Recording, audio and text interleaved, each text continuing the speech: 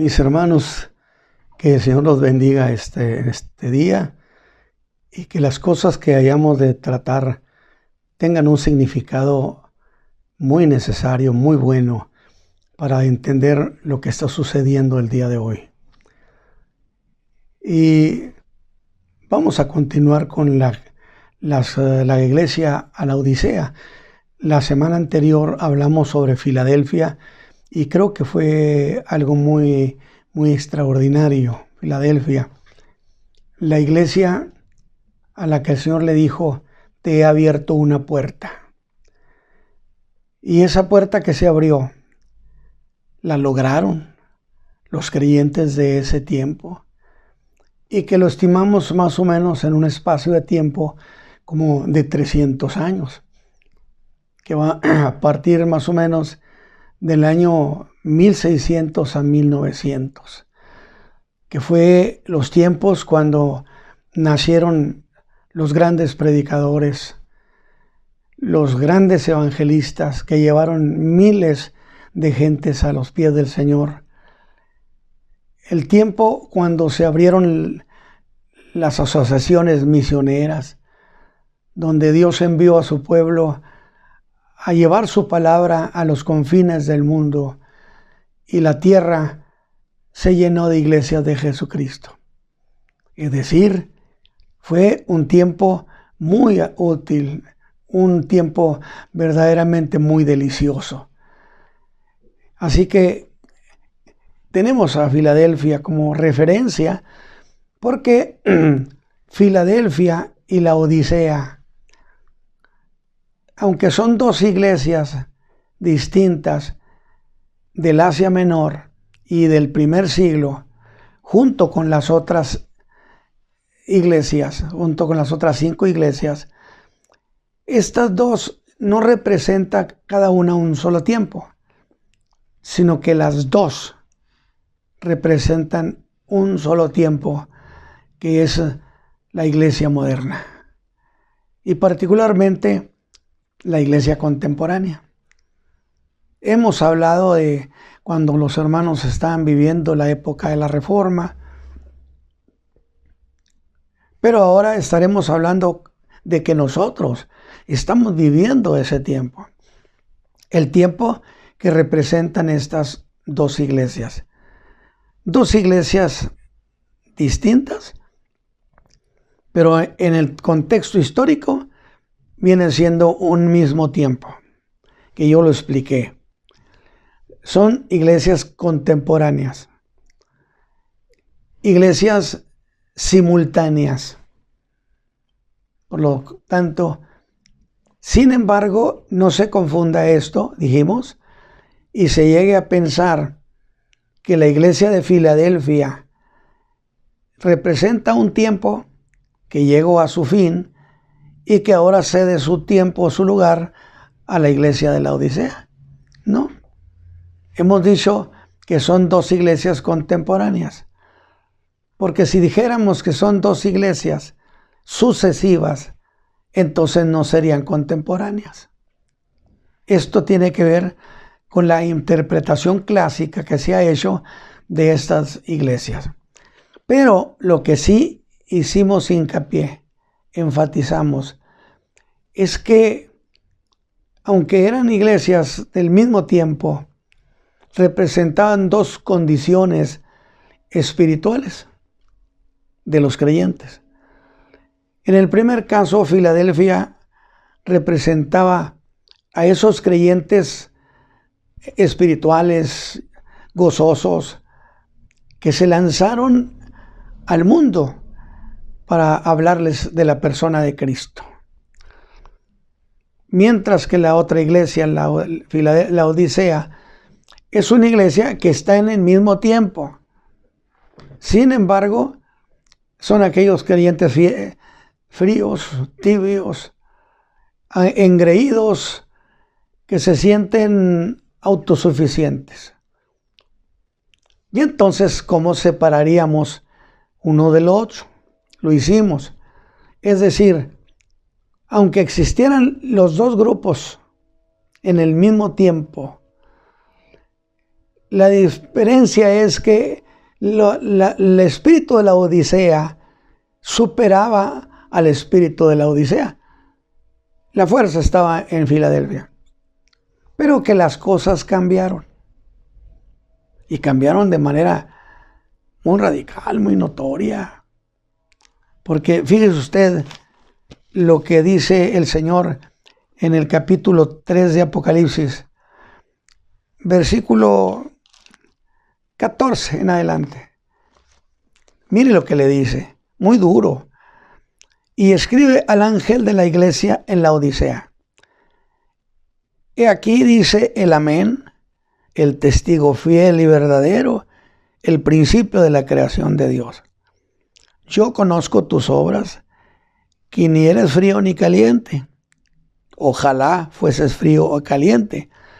Mas porque eres tibio y no frío ni caliente, te vomitaré de mi boca. Y aquí va lo duro.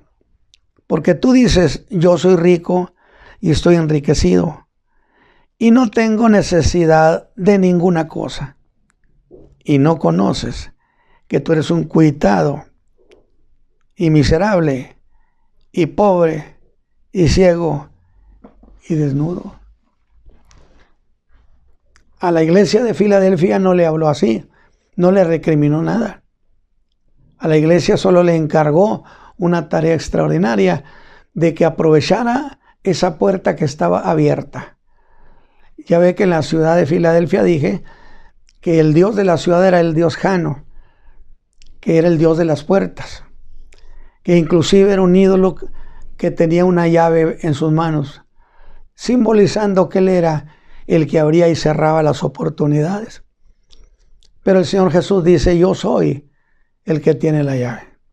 O sea, no puede decirse que no era una referencia directa a la idolatría y al ídolo que adoraban los de Filadelfia. Pero entonces hemos llegado a este punto donde ahora que le escribe a la Odisea, es muy duro con ella. Eres un pobre, cuitado, miserable, desnudo. Eso es lo que tú crees, que eres rico, pero necesitas comprar oro afinado de mí, afinado en fuego, para que tengas verdadera riqueza. Esa es una reprensión durísima a la iglesia. Sin embargo, aquí tenemos entonces que pensar en lo siguiente. Si que son contemporáneas y a una de ellas le abrió una puerta, la alabó. Ahora yo digo, la puerta está abierta para todos, tanto Filadelfia como la Odisea. Pero los de Filadelfia tenían ese espíritu de lograr las causas de Dios.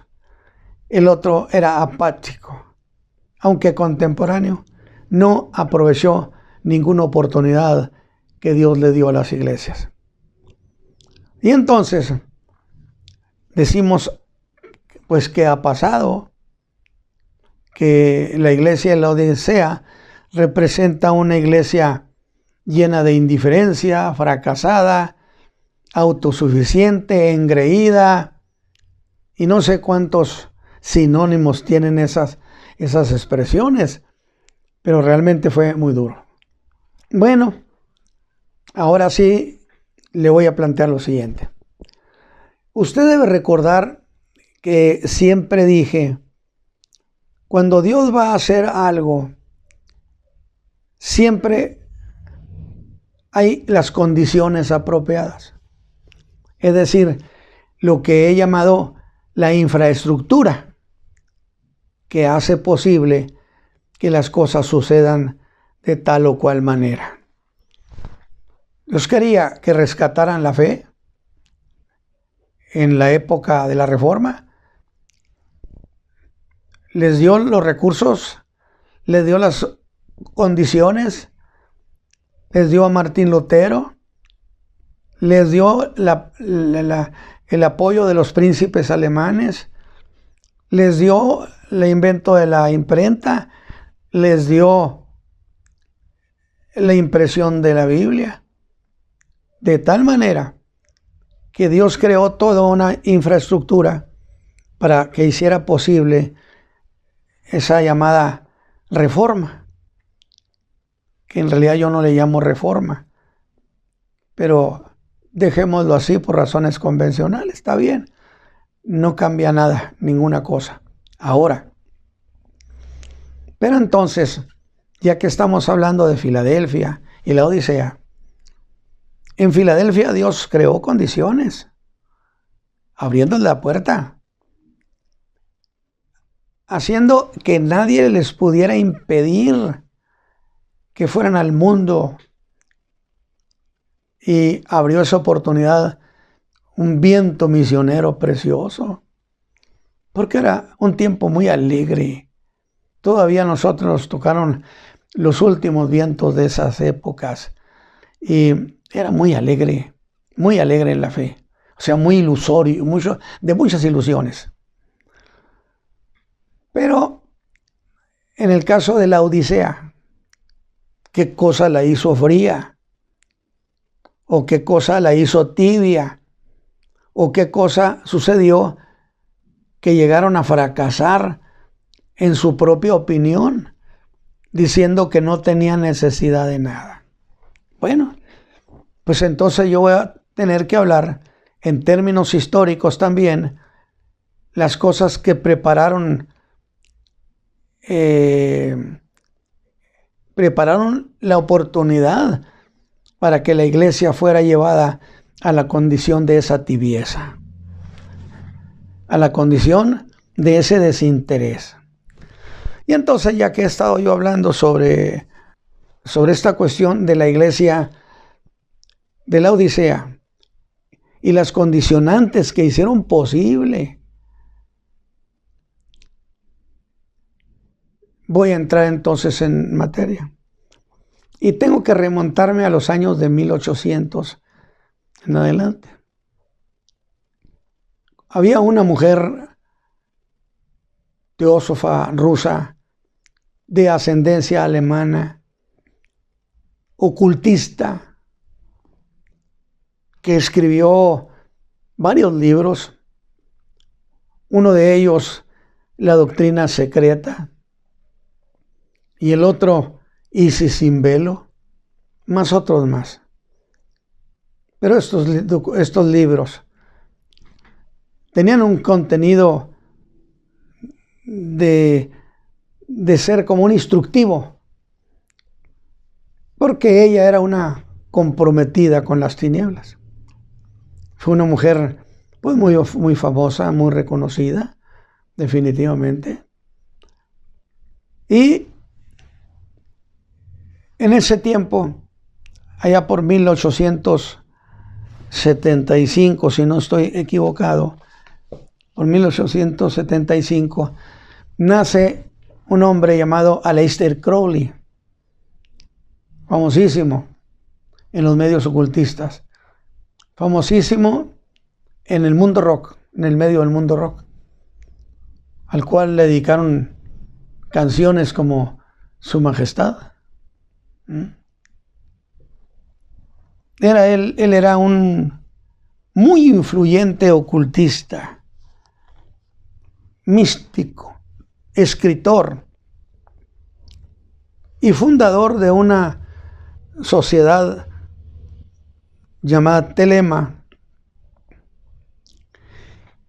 Y a él se le reconocía como la bestia. Y a él le gustaba el hombre 666. Entonces ya se imaginará usted la clase de compañía que significaba este hombre en el medio, en los círculos de poder. Pues definitivamente tenía que ser una grande influencia. De tal manera que en 1900, yo lo menciono, en 1900, se dio una reunión en la isla de Capri, año de 1900.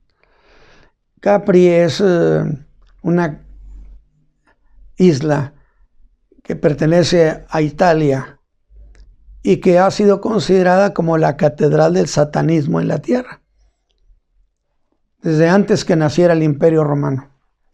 la isla de Capri, la isla del macho cabrío. Ya con esto que le estoy diciendo, usted ya se hace una figura.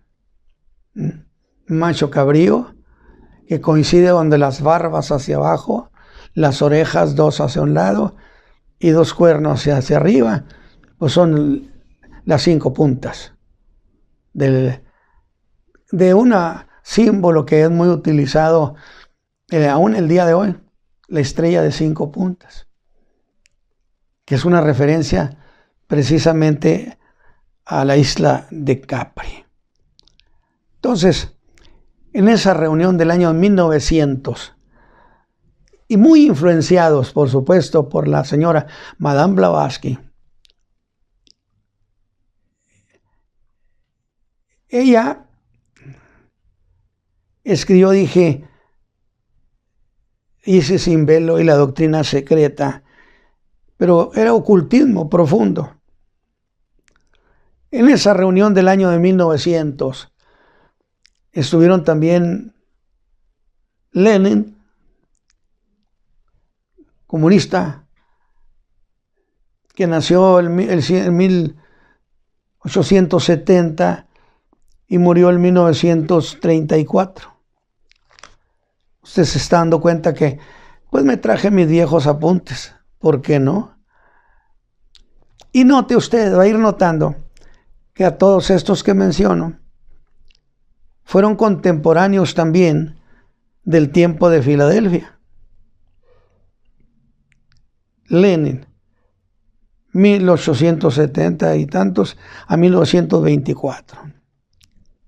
Stalin, un activista político, 1878, murió en 1953.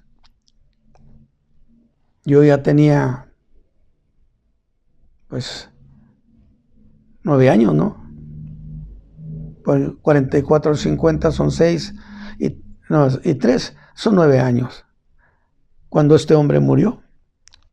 También estaba en esa reunión en la isla de Capri Máximo Gorki, 1868-1936. Y estaba alguien muy laureado y muy coreado, Friedrich Nietzsche, 1844-1900, murió a poco tiempo, pocos meses de haber estado en la isla de Capri. Y esta es una de las mayores influencias. Él era alemán. Y yo, por cierto, me sigo encontrando por donde quiera rasgos de Alemania, alemanes, los que defendieron la reforma, estos otros que va usted a ver lo que hicieron. Y entonces, allí se dieron, en esa reunión de la isla de Capri, se hicieron 2 dogmas. Yo ya he enseñado mucho sobre esto, pero sin duda muchos de nuestros hermanos no lo han hecho, no me han oído. Y ahí en la isla de Capri se trabajó sobre 2 dogmas, que algunos han dicho el proyecto A y el proyecto B. Por si fracasa el A, tenemos el otro, la alternativa. Uno de los proyectos era el dogma bolchevique, que es el gobierno de las mayorías. Y el otro era el concepto novaeriano, lo de la nueva era, con todo su contenido, que le advierto, en realidad la iglesia se ha llenado de estos contenidos, de disciplinas esotéricas, de trascendentalismo, de muchas cosas. Aunque no lo quieran reconocer, bueno, pero ahí está la idea, y si quieren investigarla, pues van a encontrar que sí es cierto. 1830, con Emerson, llegó a Estados Unidos el trascendentalismo, y en 1930 llegó el concepto de la nueva era a Estados Unidos. O sea, son fuerzas, son fuentes que estaban coincidiendo y que para muchos será inofensivo. Como me han dicho, usted es muy fijado, pues es que las cosas están cambiando, dicen, usted tiene que adaptarse. No, señores, no podemos adoptar la escritura ni la ruta divina a los cambios que hay en el mundo. Su palabra no cambia, sus conceptos no cambian. Pues entonces resulta que el proyecto bolchevique no funcionó, pero el proyecto bolchevique, como este otro, la tendencia formal era erradicar el judeocristianismo de Occidente. Entonces, si estoy diciendo que querían erradicar el judeocristianismo como cultura, pues no me diga que no era un asunto que no le pegaba a la iglesia. La iglesia somos gentes que vivimos en un lugar donde las corrientes se mueven, pues no me diga que no van a afectar a la iglesia. Lo que pasa es que a veces se ha querido pensar que el abandono de la fe implica necesariamente el ya no creo nada. No, el abandono de la fe también significa sigo creyendo, pero ya no de la misma manera. Yo creo que usted lo puede entender muy bien, con toda claridad, este asunto. Con toda claridad. Entonces, ese no funcionó por la razón de que era muy radical, donde el señor Stalin ordenaba la central de allá de Rusia, ordenaba al comité de tal región, de tal país, y eso fue un choque al querérsele imponer. Y no funcionó, no funcionó. Eso está escrito, está documentado, no hay ningún problema. Pero se echó mano del segundo, el concepto de el cambio de paradigma. Es decir, ¿qué es lo que se necesita para cambiar al concepto judeocristiano? Y yo, mire, le voy a decir una cosa. Yo me traje mis apuntes y me traje también mis revistas contemporáneas de esos tiempos. Dice, una de las operaciones que más daño le han hecho a la cultura judeocristiana, no a la iglesia, a la cultura judeocristiana. Sí, nada más que nosotros vivimos entre la gente, somos una sociedad, tenemos una cultura. Y si nos trastorna la cultura, pues no me diga que no trastornan lo demás. O sea, de maneras secundarias, por así decirlo, golpearían a la iglesia de Jesucristo.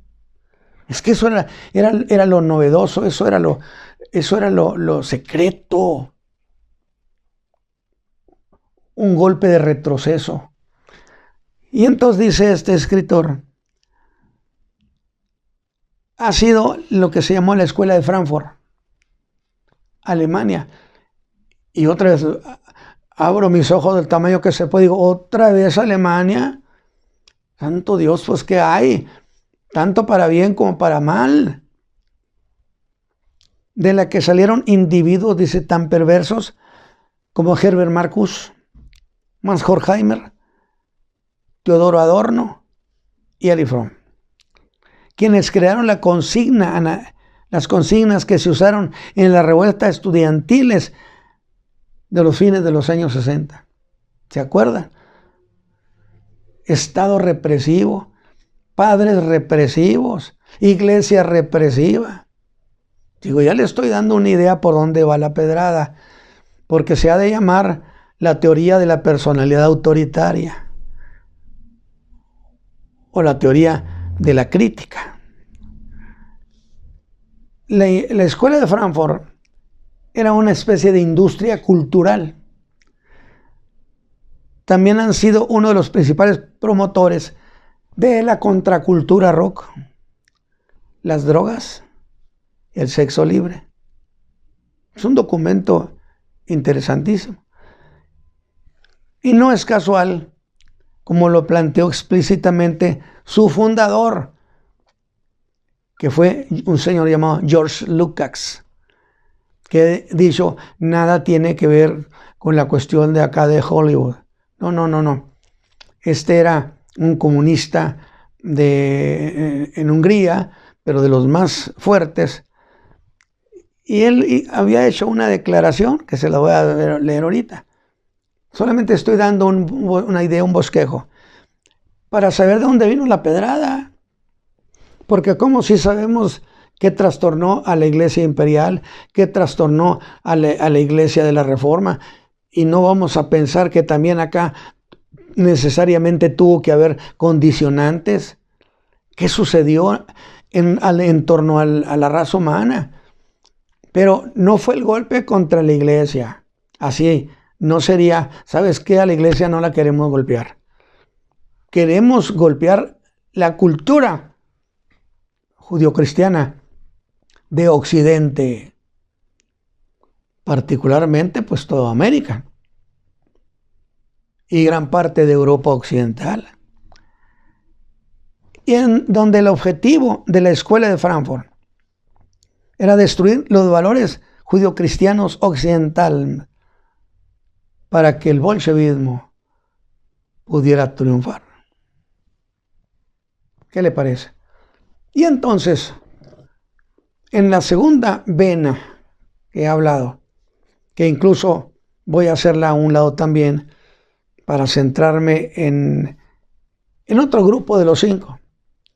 Esto ya no fue en 1900, fue por el 1922 más o menos, donde en Frankfurt, Alemania, un grupo, bueno, varios, pero lo más importantes fue George Lukács, fue Teodoro Adorno, Max Horkheimer, Herbert Marcuse.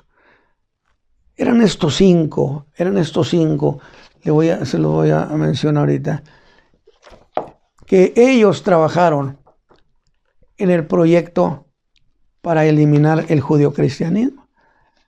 Y mire lo que decía este hombre, George Lukács. Él escribió, y en una pregunta de entrada, ¿quién nos podrá librar del judio-cristianismo occidental? Es decir, ¿cómo nos sabremos deshacer del cristianismo occidental? Digo, porque el cristianismo, hasta como cultura, estaba muy acendrado aquí entre nosotros. Y entonces trabajaron para crear lo que se conoció como la teoría crítica o la personalidad autoritaria. ¿Y hacia dónde tiraron ellos sus lanzas, sus dardos encendidos? Le voy a mencionar a estas gentes. Uno de ellos fue Herbert Marcuse. Dice, desde hace 50 años escribió sobre hedonismo y liberación, o sea, la teoría del placer, para argumentar, fíjese nomás, que la verdadera liberación es la revolución de la liberación impura y racional de la sexualidad. Qué preciosas criaturas, ¿no? Este otro, Teodoro Adorno, este es muy responsable de lo que pasa en la radio y en la televisión. Es uno, dice, de los personajes más perversos del grupo de Frankfurt. Fue el teórico del uso del cine, la televisión y la radio para transformar los patrones culturales de la población. Adorno, de hecho, inventó las consignas anarquistas que se usaron en las revueltas estudiantiles de los años 60. Y así pudiéramos ir viendo a todos estos señores. Entonces ellos, entre ellos Erich Fromm, catedrático de la UNAM del 49 al 74, por 25 años estuvo él como catedrático. Y él opinaba, él quería que las sociedades dejaran de ser patriarcales y que nos moviéramos hacia un matriarcado. ¿Y hacia dónde lleva eso? A la larga, a caer en la cultura de la adoración a la Madre Tierra, a la Pachamama. Esa era la intención. Y a partir de ahí fueron muchos grupos que promovían sobre la Madre Tierra, la Madre Naturaleza. Ahora, ¿por qué estoy mencionando? Vamos a poner el punto focal en esto. Trabajaron sobre la cuestión de la autoridad. Inclusive habían hecho una escala de la A a la Z. O del 1 al 0, vamos a decir, del 1 al 10, por decirlo así. Donde si el padre corregía a la familia y le ponía muchas condiciones, pues ese padre no practicaba la democracia y sería calificado con un 1 o 2. Pero si un padre toleraba todo, estaba al tope como demócrata. Y realmente lo que le estoy diciendo, así es. Entonces, pero veamos. No se les olvide a ustedes que del Padre de nuestro Señor Jesucristo se toma el nombre para los padres en la tierra. Lo que es Dios para nosotros como Padre, lo serían los jefes de familia para su familia, Padre, y entonces lo sería también el Estado para su pueblo, como un padre que cuidara de ellos. Esa es una idea preciosa donde los pueblos del Padre toman la idea bondadosa de cuidar a su pueblo. Pero ellos traían otra cosa en mente. Es que tenemos que trabajar para demostrar que Dios es un tirano. Aunque no creyeran en Él, pero como el mundo sí creía en que Dios era el Padre Padre nuestro que estás en los cielos, ellos hicieron una alegata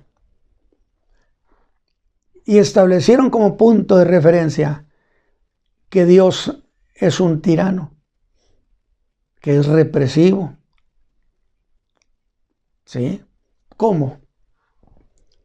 Bueno, porque Dios condiciona y dice, esto no lo hagas, esto tampoco.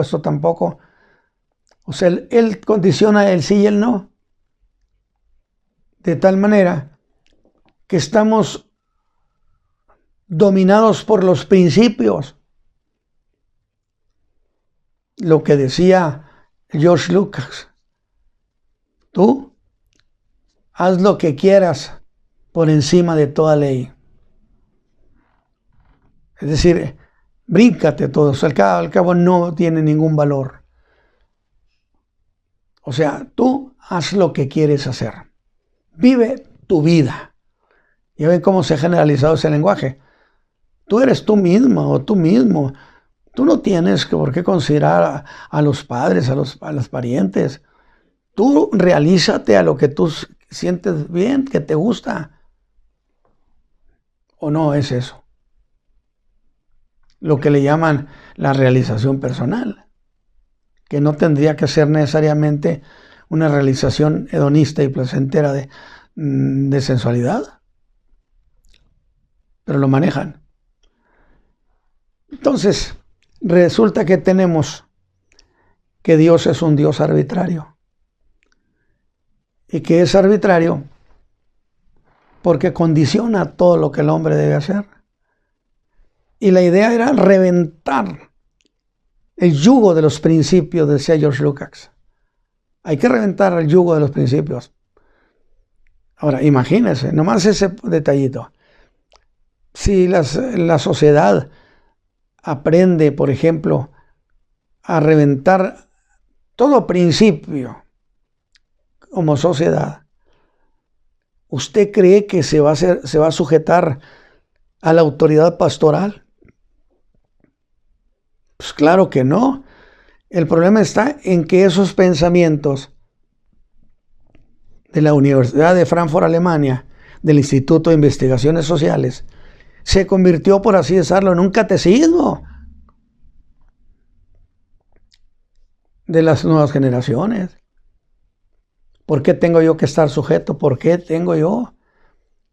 Yo hago lo que yo quiera. Entonces, ¿qué viene siendo lo mismo de Lady B? Déjalo ser. No te sujetes a ningún principio. Partiendo de que Dios, como un ser autoritario, ordenaba y decía que sí, nomás porque decir que sí, o decía que no, nomás por decir que no. ¿Sí? Y que los mandamientos, el pleito era, por supuesto, con los 10 mandamientos. Que los mandamientos de Dios eran producto de un tirano. Que yo lo he explicado y he dicho, es que se puede justificar el mandamiento. La Biblia establece que cuando se juzga de Dios, Él sale vencedor. O sea, no porque sea el dueño del universo es arbitrario. No. Con toda razón. Pero perdóneme, es que uno de los problemas que ellos traían es no a la razón y sí a los sentimientos. No, pues, ¿cómo les voy a decir entonces que razonen? Por eso esas ideas se colaron hasta los creyentes. No. Solo por la fe, la razón no. La razón no sirve, no vale para nada. ¿Quién le dijo eso? A esas corrientes. Y usted dice que no está metido hasta el alma los pensamientos de ellos, los puntos de vista de ellos. Nomás que son tan sutiles que usted no los nota y yo creo que piensa que usted los inventó. De tal manera que entonces tenemos a un padre represivo. Y yo decía, muy sencillo, no tendrá dioses ajenos. O sea, a ver si es cierto que Dios dice no nomás porque no. Bueno, muy sencillo. Dios ha dicho que Él es el único que tiene existencia propia. Que Él es el que existe, solo Él. Por lo tanto, cuando alguien lo busca y busca a su persona, lo ama, está amando al que ciertamente vive, no a una fantasía. Mientras que el ídolo, dijo Pablo, nada es. ¿Qué hay detrás del ídolo? Nada, vacío. Alguno me va a decir, demonios, lo sabemos. Pero déjeme expresarlo de esa manera. De tal manera que si alguien invoca a los ídolos, invoca a las imágenes, pues nadie lo va a oír. ¿Por qué? Porque detrás de eso no hay nada. Es el vacío. Por eso Dios dice que hay que honrar al que vive. Entonces Dios, con toda justicia, sabiendo que en el vasto universo no hay otro Dios como Él, con todo derecho dice, no tendrás dioses ajenos delante de mí. Porque es una oración vacía que no llega a ninguna parte. ¿Está usted de acuerdo conmigo? Bueno, y así pudiéramos hablar de todos los mandamientos. Todos están justificados. Todos, como el que acabo de decirle. Entonces, ¿será arbitrariedad la de Dios? Sencillamente es, no le ores a la nada, ven conmigo que soy el que existe y yo te doy la mano, adórame a mí, yo quiero ser tu Dios. ¿Por qué? Porque es el dueño de toda la creación. Entonces hay muchas razones muy valederas por los cuales Dios dice, hónrame a mí, adórame a mí, ven conmigo. ¿Usted qué dice? ¿No le parece razonable? Bueno, pero entonces avanzaron un poco más. Avanzaron sobre la personalidad de Dios y lo pusieron como un ser arbitrario. Luego avanzaron, pero ¿cómo es? ¿De dónde sale eso? Del que Dios manda y ordena. Pues de la Biblia. Se lanzan contra la Biblia. La Biblia, dicen, es un libro arbitrario, autoritario, que no debemos aceptar sus tesis, sus conceptos. Y cuando los pueblos se quedan sin saber qué es lo que Dios dice, caminan en las tinieblas. No, si fue una estrategia extraordinaria. Porque yo estoy diciendo qué pasó con la iglesia para que llegue a convertirse en una entidad fría, tibia, desinteresada, apática y autosuficiente. Que el Señor le dijo, te voy a vomitar de mi boca. Echando mano de la figura de que de Hierápolis traían agua a la Odisea, pero era un agua que producía vómito. Si la tomabas en ese sentido, producía vómito. Y el Señor dijo así, por tibio te voy a vomitar de mi boca. No te acepto. Sí, pero ese es autoritarismo. ¿No? O sea, autoritarismo sería que Dios dijera, hagan lo que quieran, mis hijitos. Pero si así fuera, la sociedad se destruiría porque caeríamos en la anarquía, sin gobierno. Ahora, se lanzan contra la Biblia y la acusan de ser un libro arbitrario, totalitario, fascista. Es más, yo le voy a decir algo. Una de las cosas que decían estas gentes es que el principio de las tiranías están en el capítulo, en el Génesis. Porque ellos entraron de inmediato, se lanzaron contra el Génesis. ¿Qué hicieron contra el Génesis? Es que allí dice que puede subyugar la tierra. Cuando Dios le dijo, aquí está, trabájenla, saquen de comer, dominen sobre la tierra. Y que ese dominio es una sociedad arbitraria, tiránica y fascista. ¿Por qué? Porque Dios estableció, le entregó la tierra al hombre y le dijo, aquí la tienes, hazla producir, trabájala. Por supuesto que eso es explotar la tierra, sacar todos sus ingredientes de vida y de utilidad para el bien de la raza humana. Por supuesto. Y que ellos dijeron, sí, pero eso apoya la tecnología, la industria. Pero la sociedad verdadera debe ser una sociedad que viva en relación a la naturaleza. Santo Dios. Imagínense cuánta gente va a poder comer si comiéramos solamente lo que da de manera natural. Se considera que se necesitarían como 10 kilómetros cuadrados para sustentar a una sola persona, y eso a mera sobrevivencia. ¿Qué esté diciendo? O sea que el resto se muera. Por supuesto. Porque dirían, es que la tierra ya no puede alimentar. Está sobrepoblada, ya no puede alimentar. Dios diría, trabájala y verás cómo te produce y tiene suficiencia. Muy interesante. Muy interesante. Y entonces la Biblia la pusieron en un apartado de estigma. Bueno. ¿Y ahora para dónde vamos? Pues vamos con la familia. ¿Quién es? Pues el papá. Muy bien.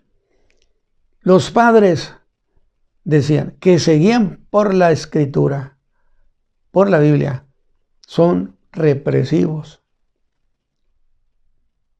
Porque lo que hacen es cercar al joven, al hijo, y dejarlo sin salida. Y eso causa en ellos ira, molestia. Ese es un fascismo de familia, una tiranía familiar. Por eso, el punto de vista de no tienes tú que estar sujeto a lo que digan tus padres. Tú eres tú y haz tu propia vida. Nomás que siempre decían, bueno, ok, yo quiero hacer mi vida, pero dame para que yo pueda vivir. No, pues eso era muy, muy agradable. Yo vivo como quiera, pero tú, papá, me tienes que mantener. Bueno, de tal manera entonces que lo duro fue cuando se reventó el círculo familiar con ese proyecto de la teoría de la personalidad autoritaria. Que esa teoría la hicieron con corte académico y la trajeron a Estados Unidos y más o menos se aplicó muy fuerte allá por los años 50 y 60. Ahora, allí en ese punto quiero hacer una acotación. ¿Cuál sería? Coincidió la Segunda Guerra Mundial, donde los hombres se tuvieron que ir a la guerra y las mujeres se tuvieron que ir a la fábrica. Y los hijos se quedaron solos. Cuando se termina la guerra, la Segunda Guerra, y vienen los jefes de familia,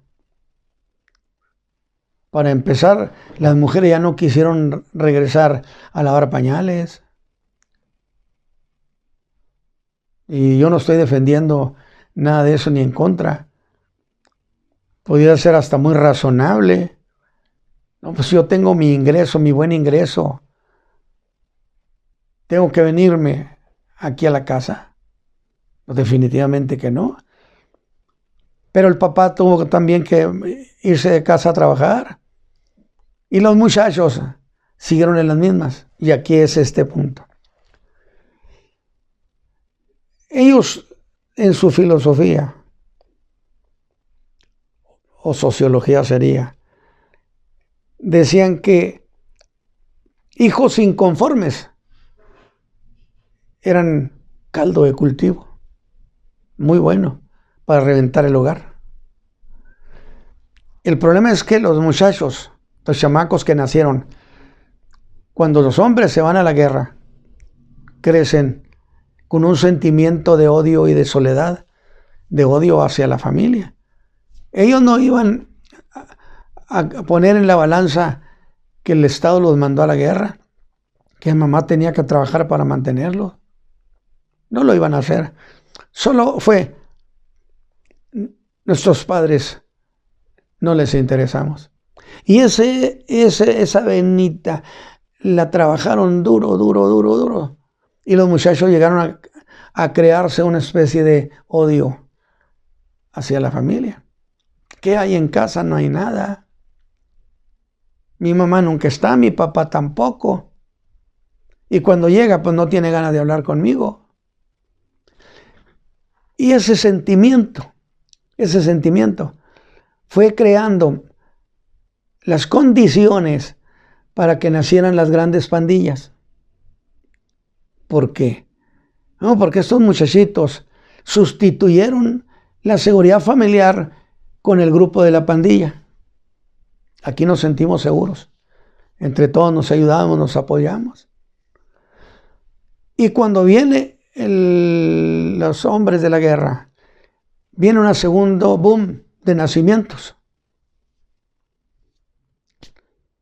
Y estos nuevos nacidos también adquirieron el mismo sentimiento papá y mamá nunca están en la casa. Bueno, entonces ahí tenemos un sector muy grande de jóvenes, jovencitos, jóvenes, que por los años 50 o más allá de los 50, casi a tener los 50, la década de los 50, entran a las universidades. Y al mismo tiempo llega como ingrediente académico y diluido y no digo sutil la teoría de la personalidad autoritaria. Y nutre a esa generación que llegan a decir, qué razonable, con qué razón, esto es muy cierto, esto es muy cierto. Y entonces meten como cuña al mundo rock. Teodoro Adorno fue uno de los promotores de todas esas formas de música. Digo, los muchachos pues decían es una moda y no, pero había un motorcito pensante, autor intelectual que decía, esto va a producir un rompimiento familiar y de la sociedad. ¿Por qué?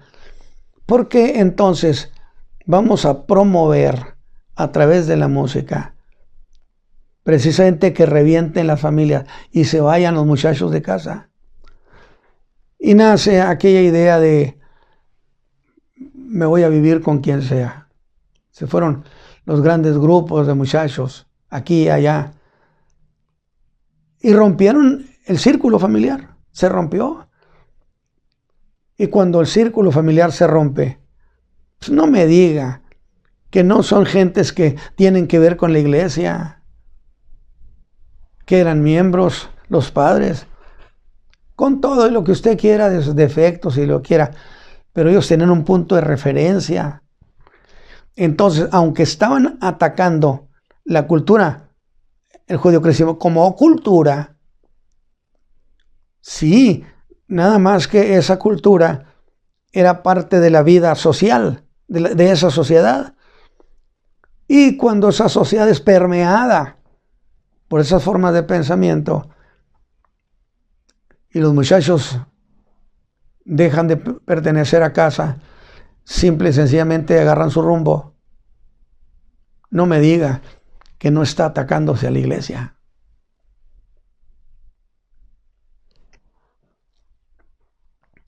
No solamente se promovió eso, sino se promovió el amor libre. No, ahorita que lo leí, que promovían precisamente una rebelión de hedonismo, de sensualidad, donde el amor libre era un derecho y que eso los padres no podían decir que la escritura decía. El pastor tampoco tiene derecho, nadie tiene derecho a normar mi vida. Yo digo que es cierto, todos tenemos esa capacidad de libre albedrío y ni Dios se mete, pero dice, estas cosas hiciste y yo he callado, pensabas que yo era como tú, yo las traeré delante de ti y redarguiré y te redarguiré de ellas. O sea, no, si el hombre puede hacer lo que le dé la gana. Lo que no cambia es lo que Dios ha establecido, que un día juzgará al mundo con justicia. Con todas estas cuestiones. Además con la drogadicción. Porque fue un proyecto muy deliberado. Y de allí hay un pasito muy breve al satanismo de masas. No estoy diciendo algo nuevo, pero yo estoy diciendo qué pasó con la Odisea. ¿Qué pasó con la Odisea? Oiga, tenemos esta iglesia. Sí, nada más que usted quiere que yo vaya al campo misionero, pero yo voy a ir a mi manera. ¿Por qué? Porque yo no me... ¿Cuántas veces he oído eso que me dicen?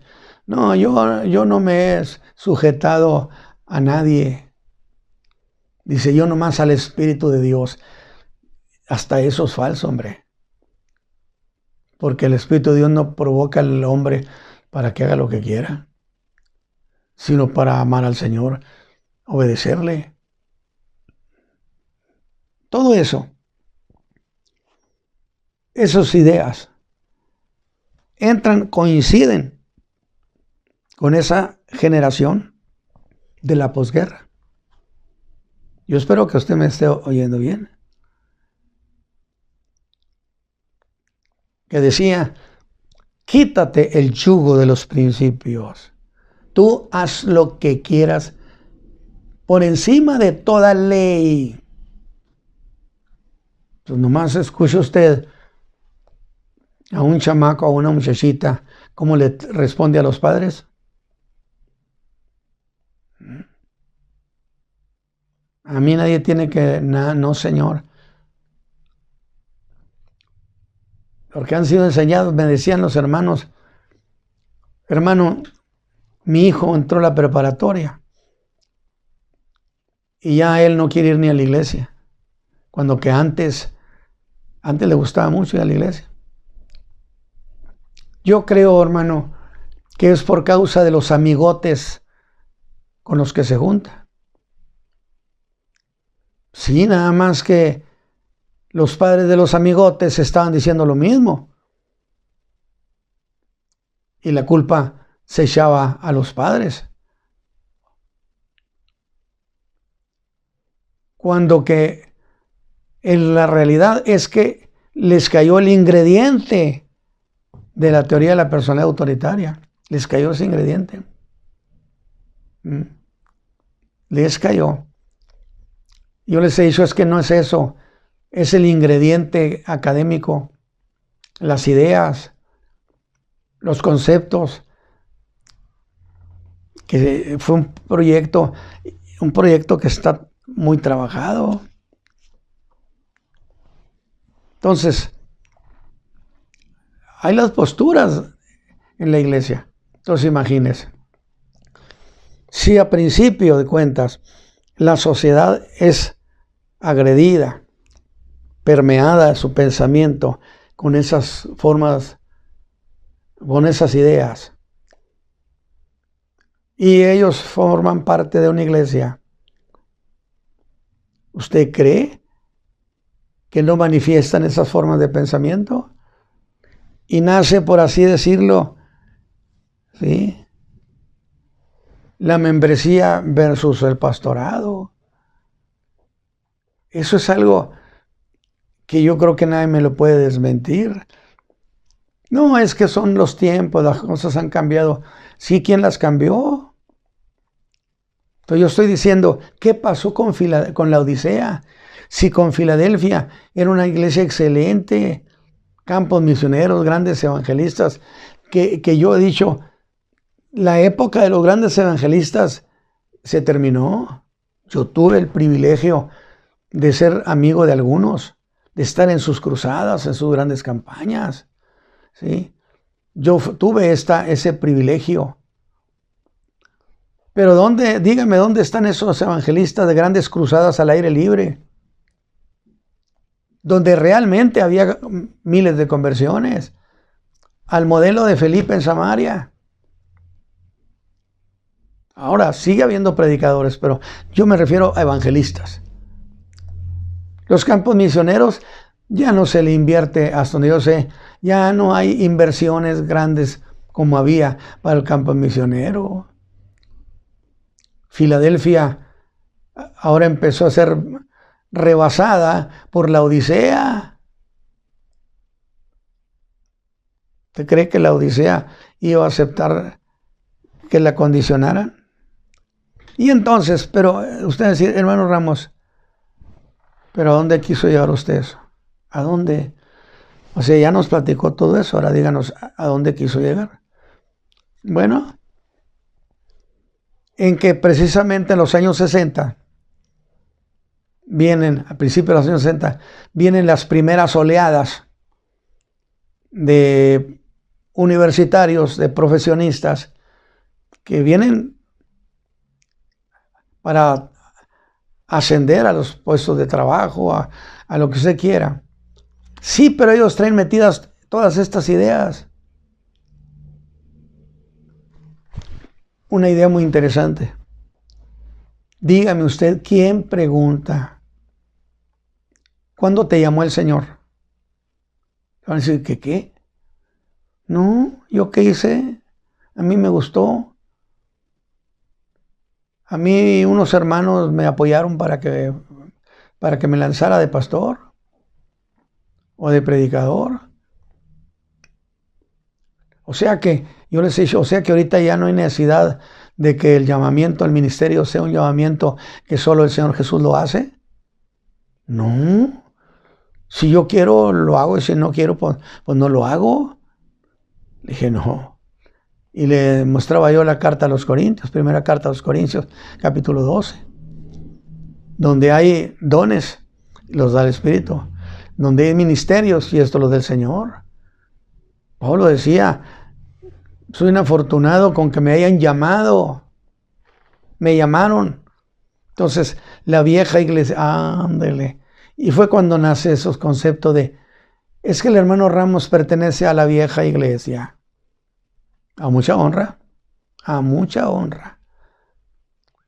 De tal manera que cuando entran estos al medio eclesiástico, ellos traen un mundo de ideas que tiene que ver con esto de la teoría crítica, el cambio de paradigma, las formas de pensar, de tal manera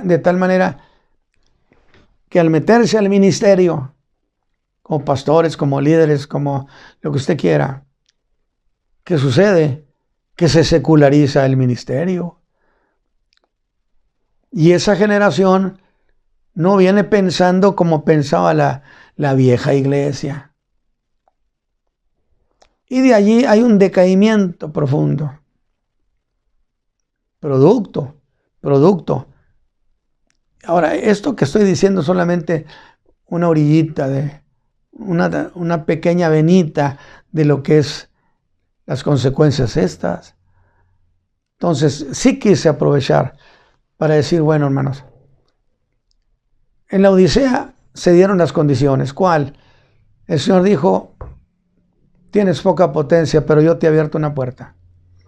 El Señor proveyendo unas condiciones para hacer un trabajo en su obra.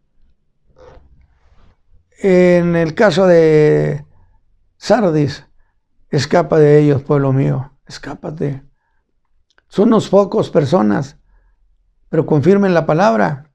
Les encargó un trabajo y los rodeó de todos los recursos necesarios y las condiciones sociopolíticas inclusive necesarias, que fue por ejemplo cuando Lutero lo hicieron llevar con el Papa para que lo juzgara y lo castigara. Los príncipes alemanes dijeron que no lo permitieron y se salvó la reforma. Son condiciones. Si entramos ahora a este asunto de Filadelfia y la Odisea, en Filadelfia hubo las condiciones también para ellos. Aquí está la puerta. Y Dios bendiga a los hermanos que dieron muchos recursos y el mundo se tapizó de iglesias de Jesucristo. Imagínense lo que significa eso. Millones de gentes levantando su voz para decir, amamos al Dios de los cielos y Padre de nuestro Señor Jesucristo. Yo espero que con esta idea, bueno, usted más o menos tenga un bosquejo, una idea de lo que fue la razón por la cual la Odisea es distinto a Filadelfia, cuando que son contemporáneas. Fue un cambio radical.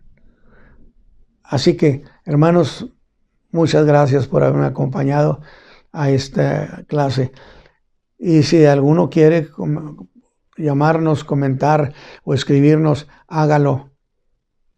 Sería un gusto estar en comunicación con ustedes. Padre eterno, te bendecimos y te damos muchas gracias, Señor, porque nos has hecho bien y nos has concedido este tiempo para decir, esto es lo que sucedió. Por eso las cosas cambiaron. Por Cristo Jesús. Amén. Déjenme decirles algo más. Es que en realidad las cosas que hicieron posible los sucesos fueron cosas notorias. Si hablamos, por ejemplo, de lo de Sardis, estamos hablando de aquellos poquitos personas. Estamos hablando de la cantidad de recursos con que Dios los habilitó. Por consecuencia, si hablamos del cambio en Filadelfia, tenemos que pensar, bueno, ¿qué recursos le habilitó Dios a Filadelfia? ¿Y qué recursos le habilitó a la Odisea? Los mismos.